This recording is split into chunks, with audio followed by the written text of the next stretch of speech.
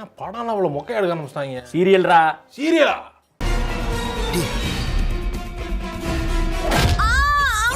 தம்பி அவன்கிட்ட போயிடாதப்பா, அவனை கொலை பண்ண கூட வாய்ப்பு இருக்கு. ரொம்ப மோசமா போயிட்டான். புரியா பாத்துக்கிறேன் போய்.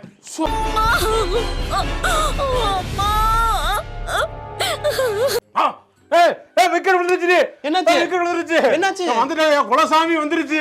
பண்றது மனோஜ் மாதிரி ஒரு தொழிலதிபரா இருந்தா பகல்ல மட்டும் வேலை பார்த்தா போதும். நான் எடுத்துக்க முடியுமா? சினிமா கேட்போம், மட்டமா கேட்போம், கேவலம் கேட்போம். இல்லங்க நானும் இல்ல சார், விளையாட்டுக்கு தான் நானும் சொல்றேன். இவன் பாக்குற வேலைக்கு 24 மணி நேரமும் கார் ஓட்டினாலும் என்னத்த சம்பாதிச்சிட முடியும்? ஆமா, நீ 10 கோடி ரூபாய் இறக்கிடுவ, அப்படி பெரிய மஹால் கட்ட போற. போடா வெண்ண.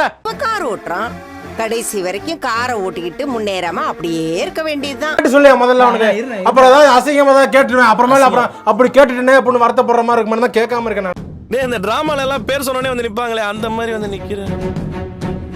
கிரியாளா உடம்ப இரும்பாக்கிக்கடா, அடமலா ஆரம்பிச்சு வெளுத்து வாங்க போ. இப்படி கேக்குற?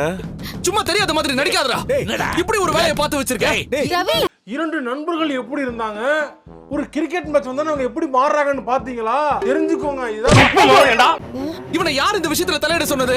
ரவி என்னாச்சு? நீங்க அவர்கிட்ட இப்படி எல்லாம் பேச மாட்டீங்களே. சேர வைப்பட வன்முறையை கையாளக்கூடாது. அகிம்சை வழியா போ. சரி, திருப்பி வா, மேட்ச் விளையாடும். எது திருப்பி? போதும்டா, நீ ரொம்ப நடிக்காத. ஆனா சத்தியமா நீ இப்படி பண்ணுவ நான் நினைச்சு கூட பாக்கலடா.